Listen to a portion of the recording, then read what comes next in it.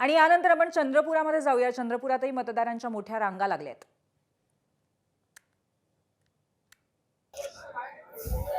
मतदानाची वेळ संपलेली आहे, 5:30 वाजलेले आहे।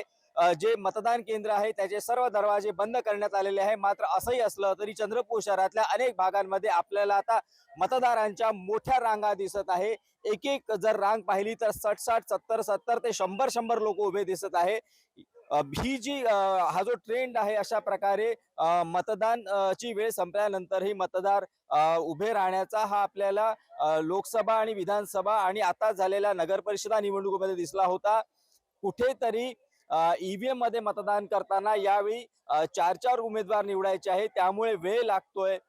सोबतच आपण जर पाहिलं तर दिवसभरात अनेक असे लोक होते ज्यांना त्यांची नावं जी आहेत ती मतदार यादीमध्ये सापडली नाही आणि त्यामुळे देखील हा वेळ होतोय का। आणि सर्वात महत्त्वाचा आणि गंभीर प्रश्न या सर्व विषयामध्ये असा आहे की कुठेतरी जे मतदार आहेत ते शेवटच्या क्षणापर्यंत आपल्याला उमेदवार जे आहे ते काही आपल्या पदरात टाकतात का, कुठल्या तरी आमिषाला ते लोक बळी पडतात का आणि त्यामुळे अगदी शेवटच्या वेळेपर्यंत ते मतदान करण्यासाठी थांबतात का आणि नंतर घराच्या बाहेर अगदी शेवटच्या क्षणाला पडतात का। हे असे अनेक प्रश्न या रांगांमुळे उभे झालेले आहे। आपण जर पाहिलं तर चंद्रपूर शहरातले हे जे सर्व भाग आहे जिथे मोठ्या मोठ्या रांग आहे हे कुठेतरी ज्या ठिकाणी स्लम्स आहे किंवा झोपडपट्ट्यांची संख्या अधिक आहे असेच। एबीपी माझा, उघडा डोळे बघा नीट।